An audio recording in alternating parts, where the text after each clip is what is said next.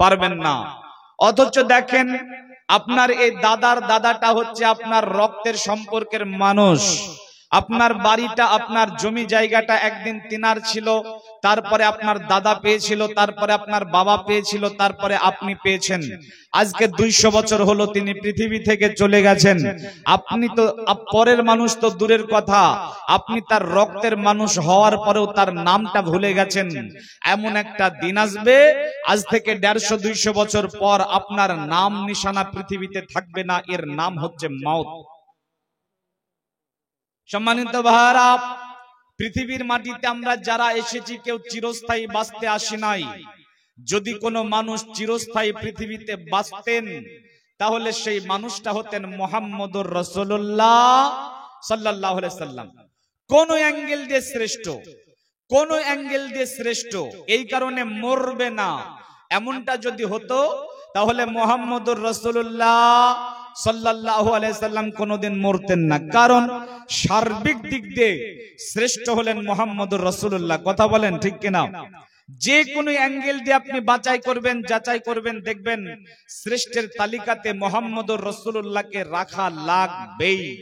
আজকে পৃথিবীর মাটিতে কিছু নাস্তিক আছে, কিছু মুরতাদ আছে, কিছু কুলাঙ্গার আছে, কিছু পিতামাতার পরিচয়হীন জারদ সন্তান আছে, কিছু নরদামার কীট আছে যারা আমার নবীর চরিত্র নিয়ে বাজে মন্তব্য করে। করে না? বাংলাদেশের তাসলিমা নাসরিন প্রতিতালয়ের মহিলা আমার নবীর চরিত্র নিয়ে বাজে মন্তব্য করেছিল না? আমাদের দেশের নূপুর শর্মা নরদামার কীট আমার নবীর চরিত্র নিয়ে বাজে মন্তব্য করেছিল। এখনো কিছু নাস্তিক নামে ইসলামের বিদ্বেষী বাদামি নাস্তিক আছে যারা আমার নবীর চরিত্র নিয়ে বাজে মন্তব্য করে। বলেন এদের বাজে মন্তব্যতে আমার নবীর কিছু আসে যায়? কথা বলেন, আসে যায়? আমি মৌলভী শামীম আখতার আপনাদের এলাকায় জলসা করতে এসেছি, জলসা করে বাড়ি চলে যাব। আগামী কালকে আপনার এলাকার সবচাইতে গ্রেট মূর্খ, নাম্বার 1 মূর্খ, যার কাছে কোনো বিদ্যাই নেই, বুদ্ধিও নেই, এইরকম মানুষটা চায়ের দোকানে বসে এক হাতে চা আর এক হাতে বিড়ি নিয়ে বলছে আরে মৌলভী শামীমকে ডেকেছিল কে, ও কোরআন হাদিস কিছু জানে না। বলেন এর ওই কুটু মন্তব্যতে আমার কিছু আসে যায়? কথা বলেন, আসে যায়? যাই না। ঠিক সেই রকম এই পৃথিবীর নাস্তিকদের কুটু মন্তব্যতে আমার নবীর কিচ্ছু আসে যায় না। কারণ আমার নবী কত দামি এই মর্মে আল্লাহ সার্টিফিকেট দিয়েছেন। আল্লাহ বলছেন নবী গো আপনি হলেন সর্বশ্রেষ্ঠ মহামানব। আয় নবীর উম্মত, নদিয়ার মির্জাপুরের ভাইরা শোনেন, 63 বছরের জিন্দেগি পেয়েছিলেন আমার নবী। কোনদিন মজাক করেও কোনো মানুষকে মিথ্যা কথা বলেননি, চুগলখড়ি করেননি, হারাম খাননি, লুটপাট করেননি, জেনা ব্যভিচার করেননি। আমার নবী চেহারার দিক দিয়ে সর্বশ্রেষ্ঠ, ব্যবহারের দিক দিয়ে সর্বশ্রেষ্ঠ, স্বামী হিসাবে সর্বশ্রেষ্ঠ, নেতা হিসাবে সর্বশ্রেষ্ঠ, বন্ধু হিসাবে সর্বশ্রেষ্ঠ, আশরাফুল আম্বিয়া, নবীদের মধ্যে সর্বশ্রেষ্ঠ। এত দামি আমার নবী। তারপরে আল্লাহ ডেকে কি বলছেন শোনেন। আল্লাহ বলেন বিসমিল্লাহির রহমানির রহিম وما جعلنا لبشر من قبلك الخلد। আল্লাহ বলেন নবী গো আপনার আগে যারা পৃথিবীতে এসেছিল আমি আল্লাহ কাউকে চিরস্থায়ী করে পৃথিবীর মাটিতে পাঠাই নাই। আল্লাহ বলেন নবী গো আফা ইম্মিতা, আপনাকেও মরতে হবে। আল্লাহ নবীকে ডেকে বলছেন আপনাকে মরতে হবে। অতএব নবী সর্বশ্রেষ্ঠ হওয়ার পরেও তিনি পৃথিবীতে চিরস্থায়ী থাকতে পাবেন না, থাকতে পাননি, তিনাকে মৃত্যুবরণ করতে হয়েছে। আল্লাহ নবীকে ডেকে বলছেন আফা ইম্মিতা, আপনাকে মরে যেতে হবে। আল্লাহ বলেন নবী গো যদি আপনাকে মরে যেতে হয় আপনার উম্মত কি ভেবেছে তারা চিরস্থায়ী দুনিয়াতে থাকবে? থাকবে আপনি তাদেরকে জানিয়ে দিন কুল্লু নাফসিন যায়িকাতুল মাউত, মওতের হাতে গ্রেফতার হতে হবে।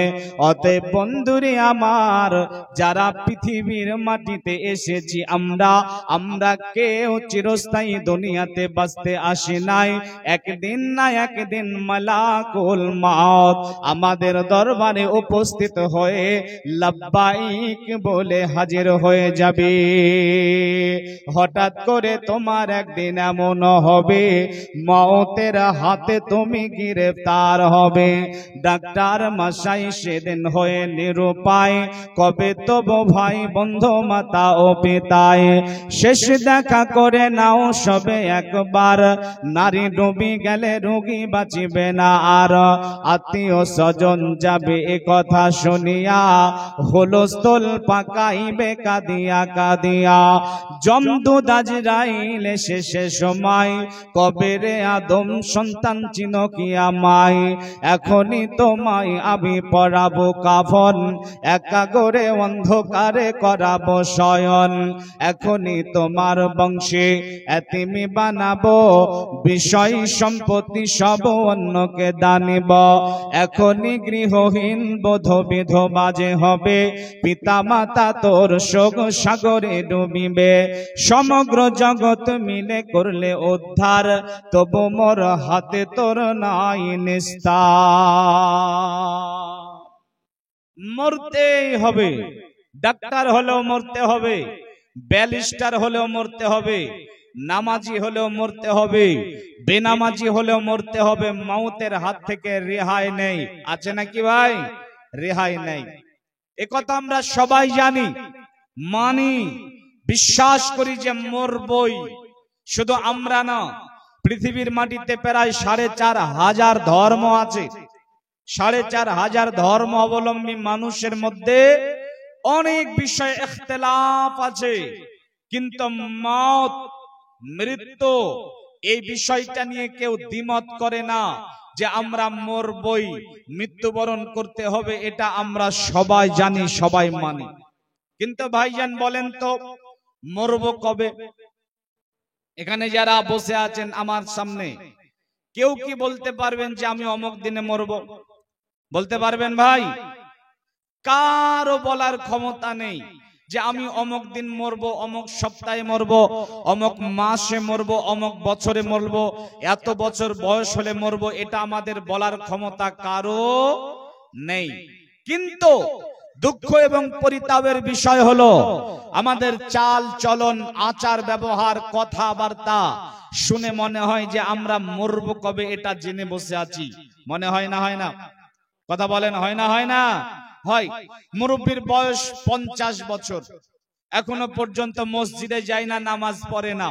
মুরব্বিকে বলেন চলেন একটু নামাজ পড়বেন, তখন আপনাকে সে বলবো ঠিকই আছে, তুমি যখন বললা, ঠিকই কথাটা বললা, নামাজ তো পড়তে হবে, তো যাও বাপ, কথা দিলাম আগামী শুক্রবার থেকে যাব। বলে না? বলে না? কথা বলেন, বলে না? বলে না? বলে। ছেলেটার বয়স ২০ বছর, এমন ভাবে জিন্দেগি যাপন করছে দেখে মনে হচ্ছে যে আবু জাহেলের নাতি। চারিদিককার চুলগুলা কেটেছে, মধ্যখানে জুতা পরিষ্কার করা বেরাস রেখেছে, যেই প্যান্টটা পরেছে সেটা আবার ২২ জায়গা ছিঁড়া প্যান্ট টাকা দিয়ে কিনেছে। এই ছেলেটা নামাজ পড়ে না, রোজা করে না, একেবারে বেধর্মীর মতো জিন্দেগি যাপন করে। ওই ছেলেটাকে বলেন যে একটু পরিবর্তন হ, তোর বাপ মুসলমান ছিল, তোর মা মুসলমান, তোর দাদা মুসলমান, আর আজ তুই বেধর্মীর মতো চলিস কেন রে পাগলা? তখন সে বলবে ঠিক, বয়স হলে পরিবর্তন হয়ে যাব। বলে না? বলে না? বলে। এখানে বেশিরভাগ মানুষ যারা আছেন, পৃথিবীতে যত মানুষ, বেশিরভাগের চিন্তা ভাবনা হলো যে টাইম যখন হবে ঠিক পরিবর্তন হয়ে যাব। মুখে দাড়ি গজিয়ে গেছে, দাড়ি রাখে না, দাড়ি কেটে ফেলে দেয়। বলেন দাড়িটা রাখো, তখন বলে যে বয়স হলে ঠিক রাখবো। তো বন্ধু, বয়সটা হবে কবে? মুরব্বী আপনি যে বললেন আগামী শুক্রবার থেকে যাব মসজিদে, তা আগামী শুক্রবার পর্যন্ত বাঁচবেন এই গ্যারান্টি কোথা পেলেন? যুবক, তুমি যে বললে বয়স যখন আমার হয়ে যাবে তখন পরিবর্তন হব, তো কবে পর্যন্ত বাঁচবে গ্যারান্টি তুমি কথা পেলে? আরে ও পাগলের দল, মালাকুল মাউতের সঙ্গে কি কথা চলে নাকি তার কন্ট্রাক্ট নাম্বার আছে? যদি থাকে তো দাও, আমরাও কথা বলি। মালাকুল মাউতের সঙ্গে কথা বলা যায়? কথা বলেন যায়? যাই না। মওত কবে হবে আমরা এটা কেউ জানি না। আল্লাহ বলেন বিসমিল্লাহির রহমানির রহিম, ওয়ামা তাদরি নাফসুম মাযা তাকসিবু গাদা ওয়ামা তাদরি নাফসুম বিআইয়ি আরজিন তামুত। दो चीज़ मेरा कसा जोर जोर एक आबेदना दिगाद खाहे गोर। दुई जिनिस मानुषेर करे आकर्षण, प्रथम तार दाना पानी, द्वितीय मरण। जार जेथा लेखा आछे खाइबे जाइया, मरण जेखाने जार जाइबे घटिया। कार कोथा मरण आछे थाकतो जदि जाना, दुर्घटना हये मानुष कभू মরিত না। আল্লাহ বলেন বান্দারে, আগামী কালকে তোমার কোথায় রুজি আছে, তুমি কোথায় যাবে, কি খাবে, এটা তুমি জানো না রে বান্দা। আমি আল্লাহ জানি তোমার রুজি কোথায় আছে। আল্লাহ বলেন বান্দা, কোন বয়সে তোমার মওত হবে? শৈশবে হবে নাকি কৈশোরে হবে? বার্ধক্যে হবে নাকি যৌবনে হবে? রাস্তাতে হবে নাকি ঘাটে হবে? বিছানাতে হবে নাকি হসপিটালের বেডে হবে? বান্দা রে, তুমি জানো না তোমার কখন মওত হবে। আমি আল্লাহ জানি তোমার কখন মওত হবে। এ নবীর উম্মতের দলেরা, আল্লাহর গোলামেরা, ভালো করে শ্রবণ করে নেন। মওতকে যারা দূরে মনে করছেন, যারা মনে করছেন এখনো মরব না, যখন দাড়িগুলা পেকে যাবে তখন মরব, যারা মওতকে দূরে মনে করেছেন তাদের ব্যাপারে বিশ্ব নবী জনাবে মুহাম্মদুর রাসূলুল্লাহ সাল্লাল্লাহু আলাইহি ওয়াসাল্লাম নবী আমার কি বলছেন শুনেন। ইবনে ওমর রাদিয়াল্লাহু তাআলা আনহু বলেন, আখাজা রাসূলুল্লাহ সাল্লাল্লাহু আলাইহি ওয়াসাল্লাম বিবাজিন জাসাদিন ফাকাল কুন ফিদ দুনিয়া কান্নাকা গরিবুন আও আবিরু সাবিলিন ওয়াউদ্দা নাফসাকা মিন আহলিল কবর। এ আল্লাহর গোলামের দলেরা, ইবনে ওমর রাদিয়াল্লাহু তাআলা আনহু বলেন, আখাজা, কোন একদিন আল্লাহর নবী আমার নিকটে চলে এলেন। আসার পরে আমার শরীরের কোন একটা জায়গাতে হাত রাখলেন। হাত রাখার পরে বলছেন, ইবনে ওমর রে, কুন ফিদ দুনিয়া কান্নাকা গরিবুন আও আবিরু সাবিলিন।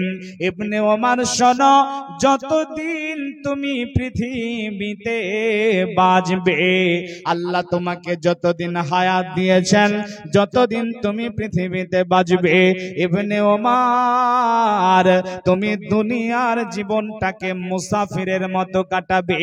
একটা মুসাফির তার সফরটাকে যেমনি করে কাটায়, অমনি করে মুসাফিরের মতো জিন্দেগি কাটাবে।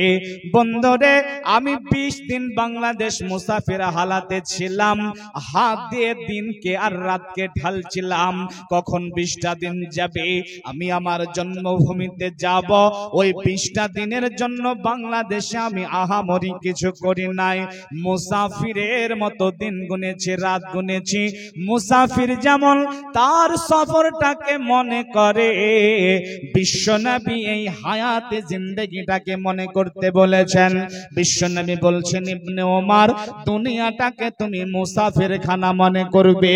ওয়াউদ্দা নাফসাকা মিন আহালিল কবর, আর সদা সর্বদা নিজেকে কবরবাসী মনে করবে। এরে নবীর উম্মতির দলেরা, ইবনে ওমর রাদিয়াল্লাহু তাআলা আনহুকে যখন আল্লাহর নবী এমনি করে বললেন, তখন ইবনে ওমর তার ছেলেদেরকে ডাকলেন। ডাকার পরে বলছেন, বাপুরা শোনো, ইজা আমসাইতা ফালা তানতাজিরিস সাবাহা ওয়া ইজা আসবাহাত ফালা তানতাজিরিল মাসাহা। ইবনে ওমর বলছেন, বেটারা শুনে নাও, শুনে নাও, শুনে নাও, যদি তোমরা সকাল পেয়ে যাও তাহলে সন্ধ্যার আশা করবে না, আর যদি সন্ধ্যা পেয়ে যাও তাহলে সকালের আশা করবে না। মির্জাপুরের ভাইরা, মওতকে কত নিকটে মনে করতে হবে। সকালবেলায় পূর্ব দিকে সূর্যটাকে ওঠা দেখেছেন, তো পশ্চিম দিকে সূর্যটাকে ডুবা দেখবেন, এই রকম আশা করবেন না। আবার যখন সূর্যকে ডুবা দেখলেন, পরের দিন সকাল বেলায় সূর্যটা পূর্ব দিকে উঠবে, এটা দেখবেন, এই আশা করবেন না। মওতকে এত কাছে মনে করতে হবে। মাছরাঙা উড়িতেছে ওপরে তোমার, কখন কদিয়া পরে ঠিক নাহি তার। মাছরাঙা মাছ যেমন ধরে নিয়ে যায়, সাথী মাছ যত থাকে কোথাকে পালায়, ওই দিকে নিয়ে গিয়ে গাছের ওপরে ডালেতে আছাড় মেরে খায় পেট ভরে।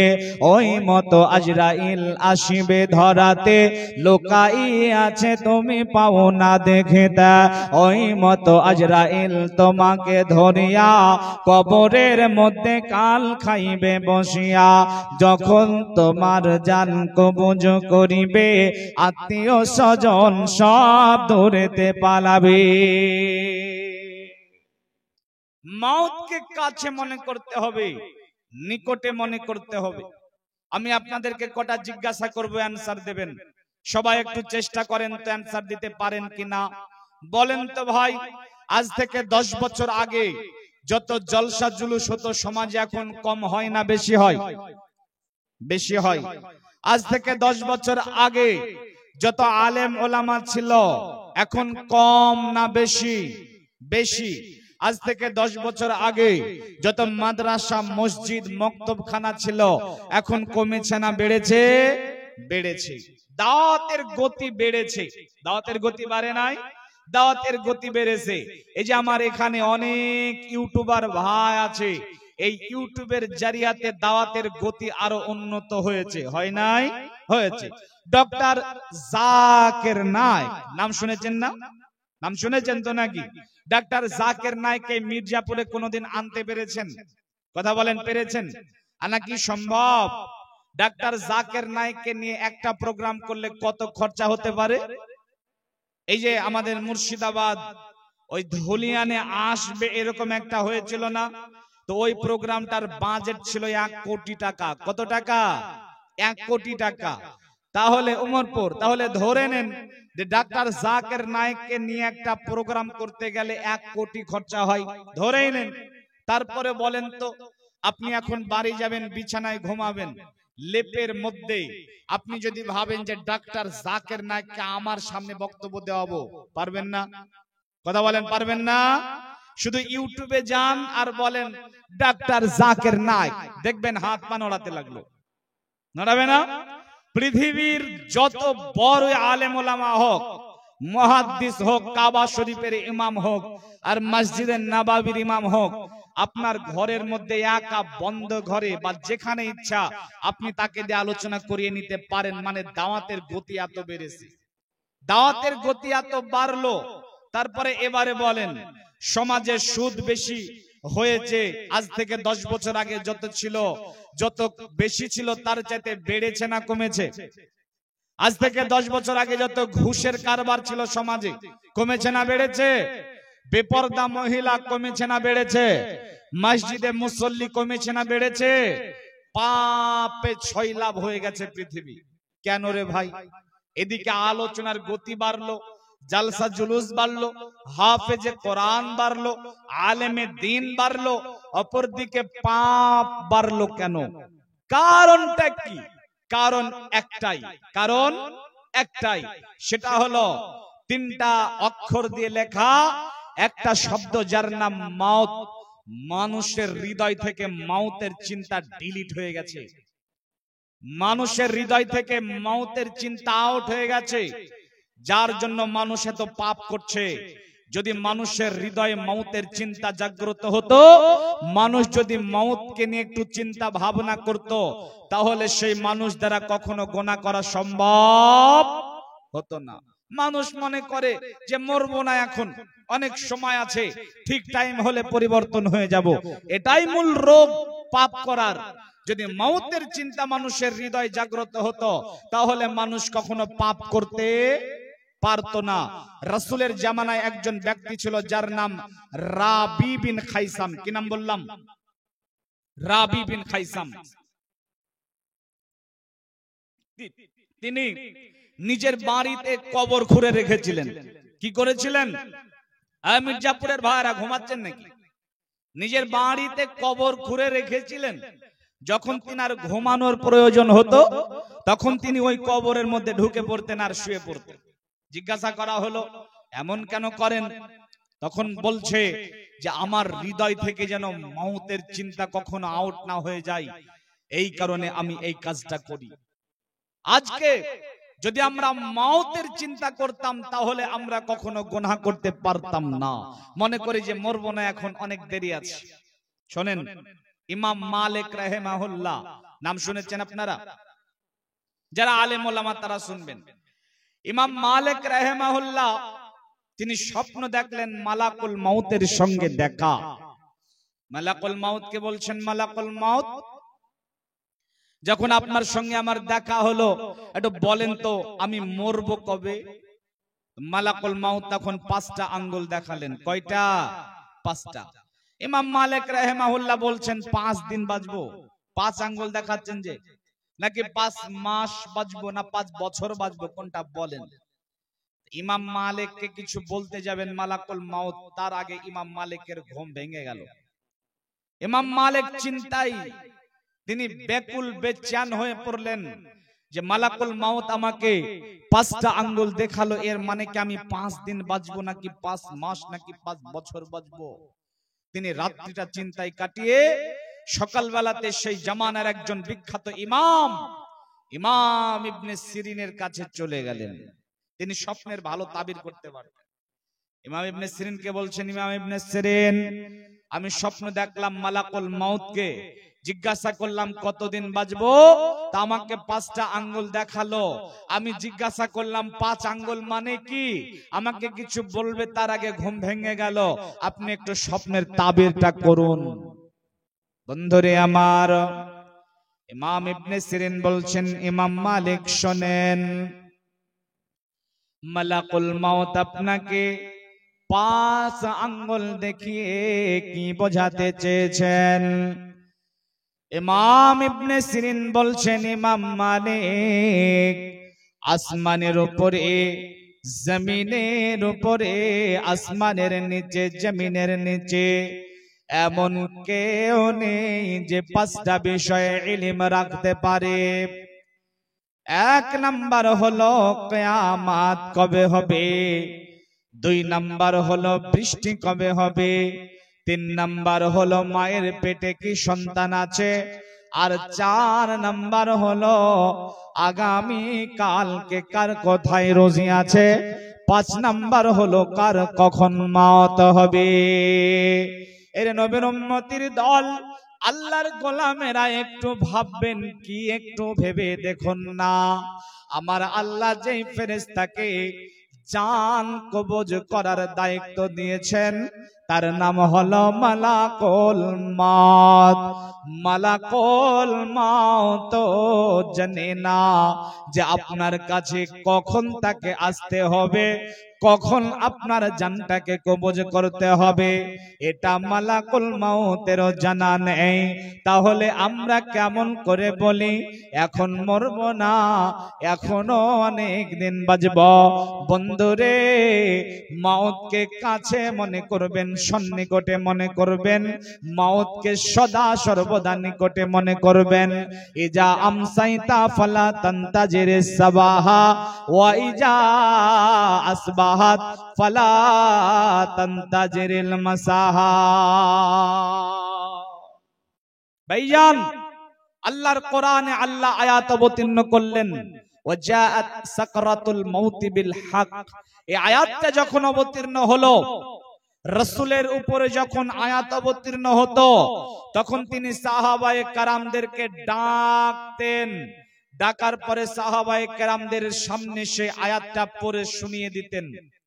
খুব গভীরভাবে গভীর মনোযোগ দিয়ে আলোচনা শ্রবণ করেন।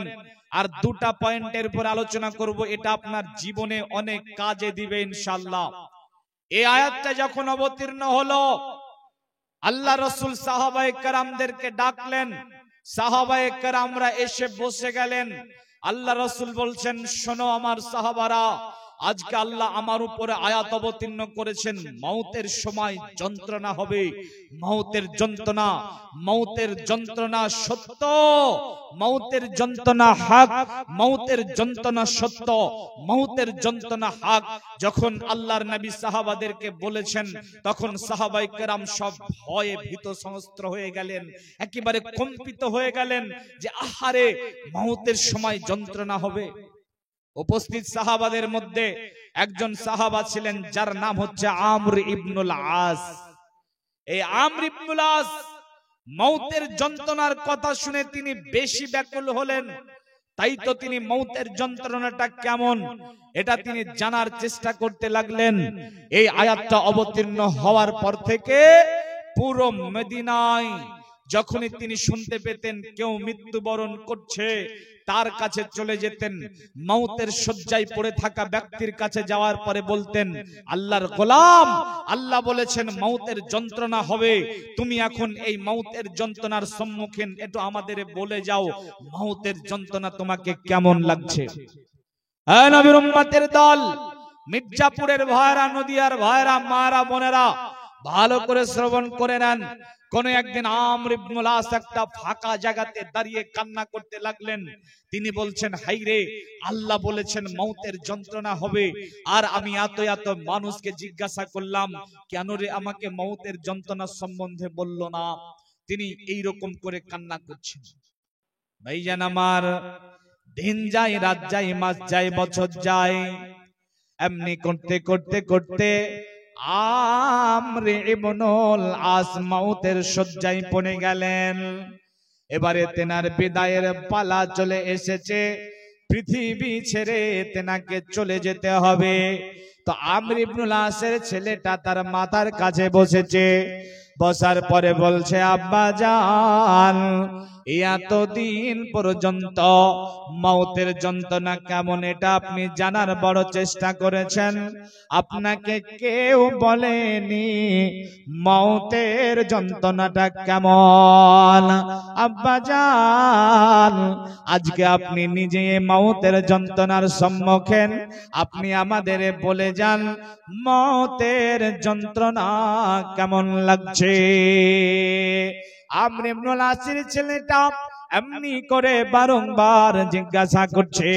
তো আমর ইবনুল আস বলছে, বেটা রে, আজকে বুঝতে পারলাম মানুষজন কেন আমাকে মওতের যন্ত্রণার কথা বলেনি। বেটা শোনো রে, মওতের যন্ত্রণা বলা যায় না, এটা বর্ণনা করা যায় না, এত কষ্টদায়ক যন্ত্রণা এটা বর্ণনার ঊর্ধ্বে।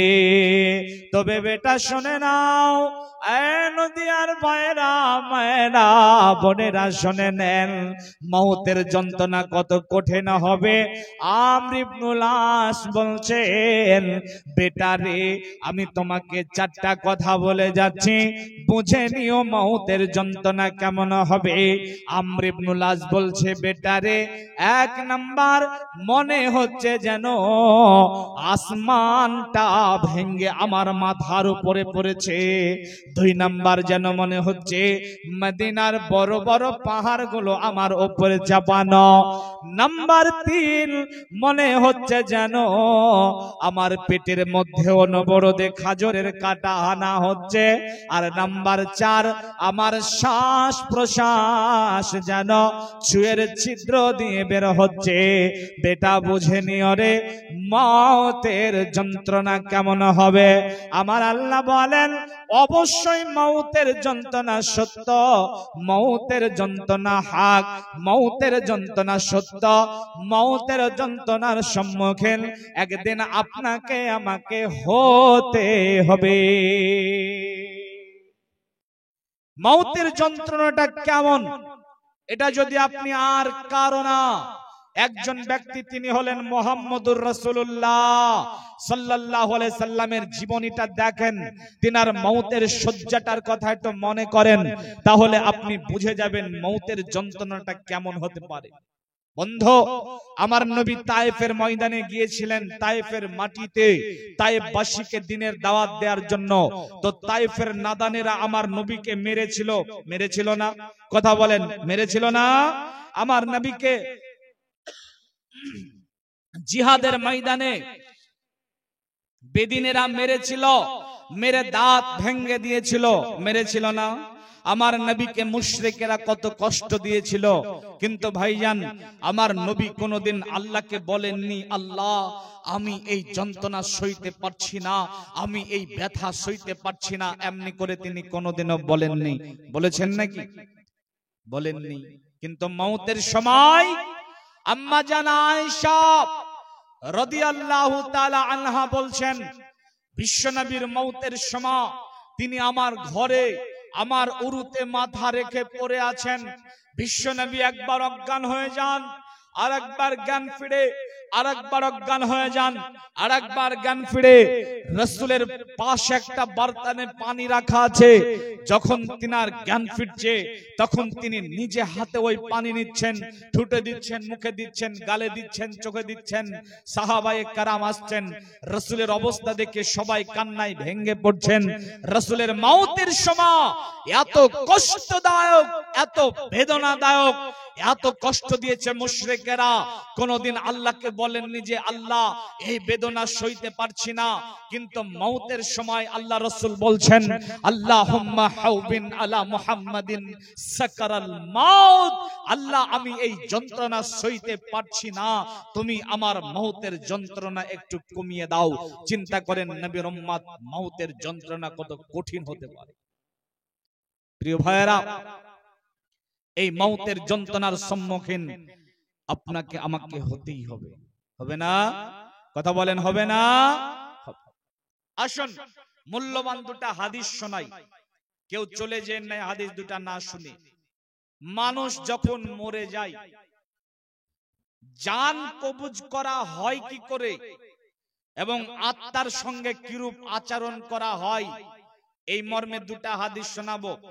পৃথিবীতে যারা ভালো মানুষ, আল্লাহওয়ালা মানুষ, পরহেজগার মানুষ, দীনদার মানুষ, রুকু করনে ওয়ালা, সাজদাতে ঝুঁকনে ওয়ালা মানুষ, এইরকম পরহেজগার মানুষের আত্মাটা কিভাবে কবজ করা হয় এবং তার আত্মাটা কবজ করার পরে তার আত্মার সঙ্গে কিরূপ আচরণ করা হয়, এই মর্মে একটা হাদিস শুনে নেন। আন বারা ইবনে আযিবিন রাদিয়াল্লাহু তাআলা আনহু قال قال রাসূলুল্লাহ সাল্লাল্লাহু আলাইহি ওয়াসাল্লাম ইন্নাল আবদাল মুমিন ইদা কানা ফিল কিতাইম মিনাদ দুনিয়া ওয়া ইকবালিম মিনাল আখিরাহ নাযালা ইলাইহি মালাইকাতু মিনাস সামাই বিজুল উজুহি কাআন্না উজুহাহুমুশ শামসু মাআহুম কাফানুম মিন আকফানিল জান্নাহ ওয়া হানাতুম মিন হানুতিল জান্নাহ ইলাল আখিরিল হাদিস। বন্ধুরি আমার, বারা ইবনে আজিব রাদিয়াল্লাহু তাআলা আনহু বলেন, দয়ার নবী জনাবি মুহাম্মদুর রাসূলুল্লাহ সাল্লাল্লাহু আলাইহি ওয়াসাল্লাম বলেছেন, ইন্নাল আবদাল মুমিন, যখন আল্লাহর কোন ভালো বান্দা, আল্লাহর কোন পরহেজগার বান্দা, আল্লাহর কোন মুমিন বান্দা ইজা কানা ফিল কিতাইম মিনাদ দুনিয়া, দুনিয়ার মাটি থেকে যখন বিদায় নেয়, ইকবালুম মিনাল আখিরাহ, তার যখন পরকালের জীবনটা শুরু হয়, অর্থাৎ যখন তার মৃত্যু হয়, তো এই ব্যক্তিটার জানটাকে কবজ করার জন্য আসমানের উপর থেকে এক দল ফেরেশতা চলে আসে। নাযালা ইলাইহি মালাইকাতু মিনাস সামাই, আসমানের উপর থেকে এক দল ফেরেশতা পৃথিবীর মাটিতে চলে আসে।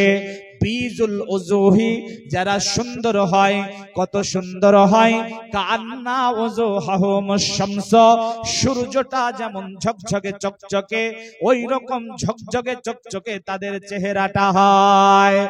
এ নবীর উম্মতের দলেরা, নদিয়ার ভাইরা, মায়েরা, বোনেরা, ভালো করে শ্রবণ করে নেন। মাআহুম কাফানুম মিন আকফানিল জান্নাহ, ওরা জান্নাত থেকে এক টুকরো কাফন সঙ্গে করে নিয়ে আসে। ওয়া হানাতুম মিন হানুতিল জান্নাহ, আর জান্নাত থেকে সুগন্ধি সঙ্গে করে নিয়ে আসে।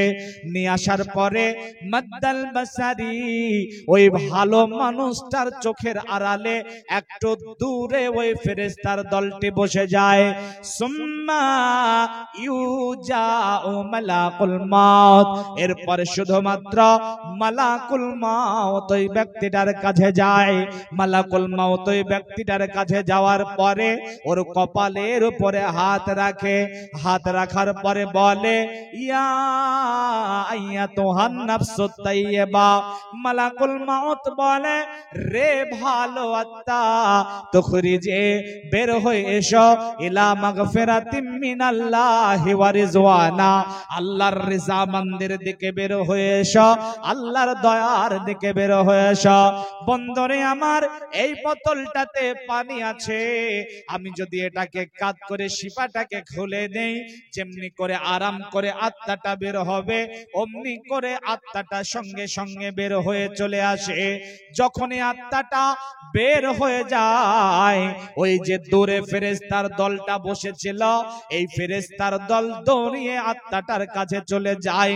তাদের কাছে যে জান্নাতের কাফন ছিল, ওই জান্নাতের কাফনে আত্মাটাকে জড়িয়ে নেয়। জান্নাতের সুগন্ধ ওই আত্মাটার উপরে ঢেলে দেয়। এবারে আসমান পথে চলতে আরম্ভ করে। তো এই দুনিয়া থেকে আসমানের মধ্যে যত ফেরেশতারা চলাফেরা করে, এই ফেরেশতারা বলে, এত দামি আত্মাটা কার? তখন দুনিয়ায় তার যেটা নাম ছিল, তার বাবার যেটা নাম ছিল, এই নামের সঙ্গে পরিচিত করিয়ে বলে, অমুকের ছেলে, অমুকের আত্মা এটা। বন্ধনে আমার, দুনিয়াবি আসমান যেটা দুনিয়া থেকে দেখা যায়, এই আসমানের গেটের কাছে যখন নিয়ে যাওয়া হয়, সঙ্গে সঙ্গে আসমানের গেট খুলে যায়, আসমানের উপরে ওঠানো হয়। তো দুনিয়াবি আসমানের উপরে যত ফেরেশতা মণ্ডলী আছে, এদের মধ্যে বলা বলি হতে লাগে, দুনিয়ায় ওই পরহেজগারের আত্মাটা এসেছে। তো ফেরেশতারা সবাই জমা হয় এবং আত্মাটার জন্য মাগফিরাতের দোয়া করে। বন্ধুরে আমার, একটা নেতা যখন আমাদের মধ্যে আসে, নেতাকে সামনে দেয়, আর নেতার যারা সহচারী আছে, এরা পিছনে থেকে স্লোগান দিতে দিতে, সম্মাননা দিতে দিতে এগিয়ে নিয়ে যায়।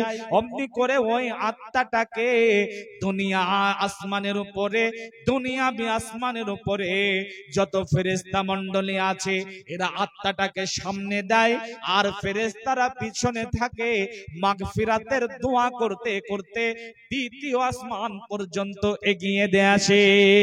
বলেন না সুবহানাল্লাহ। এবারে দ্বিতীয় আসমানের কাছে যখন যায়, আসমানের গেট সঙ্গে সঙ্গে খুলে যায়। দ্বিতীয় আসমানের যত ফেরেশতা আছে সবাই জমা হয়, মাগফিরাতের দোয়া করে এবং আত্মাটাকে সামনে দিয়ে তার জন্য দোয়া করতে করতে তৃতীয় আসমান পর্যন্ত এগিয়ে দিয়ে আসে। তৃতীয় আসমানের গেট খুলে যায়, তৃতীয় আসমানের ফেরেশতারা চতুর্থ আসমান পর্যন্ত এমনি করে সপ্তম আসমানের উপরে নিয়ে গিয়ে আল্লাহর অর্ডারে এই ভালো মানুষের আত্মাটাকে জান্নাতের সাব সেন্টার ইল্লিনের মধ্যে রেখে দেয়। এটা হলো ভালো মানুষের আত্মা, পরহেজগারদের আত্মা, দিনদারদের আত্মা, রুকু করনে वाला, যারা হারাম খায়নি, সুদ খায়নি, ঘুষ খায়নি, জুয়া খেলেনি, লুটারি কাটেনি, পৃথিবীতে অশান্তির বাজারকে গরম করেনি, বোনের হক মেরে খায়নি, ভাইয়ের হক মেরে খায়নি, প্রতিবেশীর হক মেরে খায়নি, যারা ভালো পরহেজগার তাদের আত্মার সঙ্গে এই আচরণ করা হয়। এবারে যারা বদকার, বদমাশ, পৃথিবীতে অশান্তির বাজারকে গরম করে, রুকু করে না, সাজদা করে না, আল্লাহ দ্রোহী যারা, তাদের সঙ্গে কিরূপ আচরণ করা হয় শোনেন। আপনারা কি বিরক্ত হয়ে গেছেন? ওটাওটি করছেন যে ভাইজান শোনেন, খারাপ আত্মার সঙ্গে কিরূপ আচরণ করা হয়। এই হাদিসের রাবিও হচ্ছেন বারা ইবনে আযিব রাদিয়াল্লাহু তাআলা। বারা ইবনে আযিব রাদিয়াল্লাহু তাআলা আনহু তিনি বলছেন যে একটা আনসারী ব্যক্তির জানাজাতে নবীজির সঙ্গে গেলাম কবরস্থানে। এ ভাইজান উঠে পালাছেন কেন? পেশাব করতে যাচ্ছেন? পেশাব করতে? আরে সর্বনাশ। তো এটা শুনে, এই হাদিসটা শুনে তারপরে চলে যান, অসুবিধা নেই। বারা ইবনে আযিব রাদিয়াল্লাহু তাআলা আনহু বলছেন যে একটা আনসারী ব্যক্তির জানাজাতে গেলাম, রাসূলের সঙ্গে জানাজাতে। তো কবরস্থানে গেছি, এখনো পর্যন্ত লাশ আসেনি। আমাদের সঙ্গে এমন হয় না, হয় না গো? কথা বলেন, হয় না? যে আমরা কবরস্থানে গেছি, এখনো পর্যন্ত লাশ আসেনি বা কবর খনন হয়নি, হয় না, হয় না? তখন আমরা কবরস্থানে কি করি? হই হট্টগোল করি, চিল্লা চিল্লি করি, ইবাদ করি, কত রকমের যে গল্প করি, করি না? এটা গোরস্থানের আদাব নয়। গোরস্থানের আদাব শোনেন। বারা ইবনে আযিব রাদিয়াল্লাহু তাআলা আনহু বলছেন, রাসূল সাল্লাল্লাহু আলাইহি সাল্লামের সঙ্গে গোরস্থানে গেলাম, আনসারী ব্যক্তির জানাজায় এখনো পর্যন্ত লাশ আসেনি। তো নবীজি চুপচাপ বসে পড়লেন, আমরাও চুপচাপ বসে পড়লাম। আমরা এমন ভাবে চুপ করে বসে আছি, মনে হচ্ছে যেন আমাদের মাথায় পাখি বসে আছে, নড়লেই উড়ে যাবে, এমন চুপ করে বসে আছে। আল্লাহ রাসূলের হাতে এইটুকা কাঁটি, তিনি মাটিতে দাগ টানছেন বাচ্চাদের মতো। তিনি দাগ টানতে টানতে হঠাৎ করে মাথাটাকে উঠিয়ে বলছেন, সাহাবারা, সাথী সঙ্গীরা শোনো, তোমরা কবর থেকে আল্লাহর কাছে পানাহ চাও। কবর বড় খাতারনাক জায়গা, কবর বড় দর্দনাক জায়গা। কথাটা তিনি 3 বার বললেন। এরপরে তিনি বলেন, ইন্নাল আবদাল কাফির ইজা কানা ফিন কিতাইম মিনাদ দুনিয়া ওয়া ইকবালিম মিনাল আখিরা নাযালা ইলাইহি মালাইকাতু মিনাস সামাই সুদুল উযুহে। রাসূল বলছেন, যখন কোন খারাপ বান্দা, যখন আল্লাহদ্রোহী বান্দা নামাজ পড়ে না, রোজা করে না, হজ করে না, যাকাত দেয় না, আল্লাহর বিধান আদেশ মেনে চলে না, এই রকম ব্যক্তি যখন পৃথিবীর মাটি থেকে বিদায় নেবে, তো এর জানটাকে কবজ করার জন্য নাযালা ইলাইহি মালাইকাতু, আসমানের উপর থেকে একদল ফেরেশতা চলে আসে। সুদুল উজুহি, যাদের চেহারা হয় ভয়ঙ্কর চেহারা, খতরনাক চেহারা, জাহান্নাম থেকে একটা চট সঙ্গে করে নিয়ে আসে। আসার পরে মাদ্দাল বাসারে, ওই বদকারের চোখের আড়ালে একটু দূরে বসে যায়। সুম্মা ইউজাউ মালাকুল মাউত, মালাকুল মাউত শুধুমাত্র তার কাছে যায়, তার কপালে হাত রাখে, রাখার পরে বলে, ইয়া আইয়াতুহান নাফসুল খাবাইস, বলে রেখো বিষাত্তা, তুখরিজি, বের হয়ে আয়, ইলা সাখাতিম মিনাল্লাহি ওয়া গাযাবি, আল্লাহর রাগের দিকে বের হয়ে আয়, আল্লাহর খবরের দিকে বের হয়ে আয়। দেখবি কেমন আল্লাহর রাগ, দেখবি কেমন আল্লাহর ক্ষোভ, আল্লাহর ক্ষোভের দিকে বের হয়ে আয়, আল্লাহর রাগের দিকে বের হয়ে আয়। তো আত্মাটা বেরোতে চায় না। একটা কাঠের মধ্যে লোহার পেরেক ভাঙা থাকলে ওই পেরেকটাকে বার করার জন্য যেমন বেরিয়ে বেরিয়ে বেরিয়ে বের করে, অমনি করে খিচে খিচে আত্মাটাকে বের করে। আত্মাটা যখন বের হয়ে গেল, ওই যে ফেরেশতারা বসেছিল জাহান্নামের চট সঙ্গে করে নিয়ে, জাহান্নামের চটে গিয়ে আত্মাটাকে জড়িয়ে নাই, আসমান পথে যায়, আসমানের গেট খুলতে বলে, কিন্তু তার জন্য আসমানের গেট খোলা হয় না। আল্লাহর তরফ থেকে বলা হয় এই বদকারের জন্য আসমানের গেট খোলা হবে না, এখান থেকে ছুঁড়ে মারো আর দুনিয়ার সর্বনিম্ন স্থান জাহান্নামের সাব সেন্টার সিজ্জিনে তার আত্মাটাকে রেখে দাও। ভাইজান, যার জন্য নিজেকে তৈরি করুন। আজকের দিনে চলে যাবেন না, আমি আর অল্প সময় বলবো। এই মুহূর্তে এই সময় যদি আপনার কাছে মালাকুল মাউত চলে আসে, বলেন তো আপনাকে কি ইয়া আইয়াতুহান নাফসুত তাইয়্যিবা বলবে নাকি ইয়া আইয়াতুহান নাফসুল খাবাইস বলবে? কোনটা নিজে একবার ভাবুন। আপনি কি পাপ করেছেন না করেছেন পৃথিবী না জানুক, আপনি জানেন। আপনার পাপের খবর আপনার বাপ জানলে সন্তান আপনাকে বলতো না, আপনার মা জানলে আপনাকে বলতো হায় রে তোর মতো পাপীকে পেটে 10 মাস রেখেছিলাম। আপনার স্ত্রী জানলে আপনার সঙ্গে সংসার করতো না, আপনার ছেলে মেয়ে জানলে আপনাকে বাপ বলতো না, প্রতিবেশী আপনার পাপের খবর জানলে গার সঙ্গে গা লাগাতো না। পাপের গন্ধ থাকলে পৃথিবী গন্ধে ছয় লাভ হয়ে যেত, পাপের আওয়াজ থাকলে পৃথিবীতে ঢং ঢং ঢং ঢং ঘন্টা বাজতো। আপনার পাপের খবর আপনি জানেন, কি করেছেন না করেছেন। বলেন তো এই মুহূর্তে মালাকুল মাউত যদি আপনার কাছে আসে, আপনাকে কি ইয়া আইয়াতুহান নাফসুত তাইয়্যিবা বলবে নাকি বলবে ইয়া আইয়াতুহান নাফসুল খাবাইস তুখরিজি, বের হয়ে আই ইলা সাখাতিম মিনাল্লাহ গাযাবি। দেখবি কেমন আল্লাহর রাগটা, দেখবি কেমন আল্লাহর ক্ষোভটা, বের হয়ে আই। তৈরি করুন নিজেকে। যাবতীয় গুনাহ করেছেন ওই মাউতকে স্মরণ করে তৈরি করেন, এমন করে তৈরি করবেন যেন মালাকুল মাউত আপনার কাছে এসে ইয়া আইয়াতুহান নাফসুত তাইয়্যিবা বলে। হবেন না ইনশাআল্লাহ? ইনশাআল্লাহ। আল্লাহ তৌফিক দান করেন, আল্লাহুম্মা আমিন। ভাইজান, আমি অনেক টেনশনে আছি আপনারা চলে যাবেন বলে। কেন জানেন?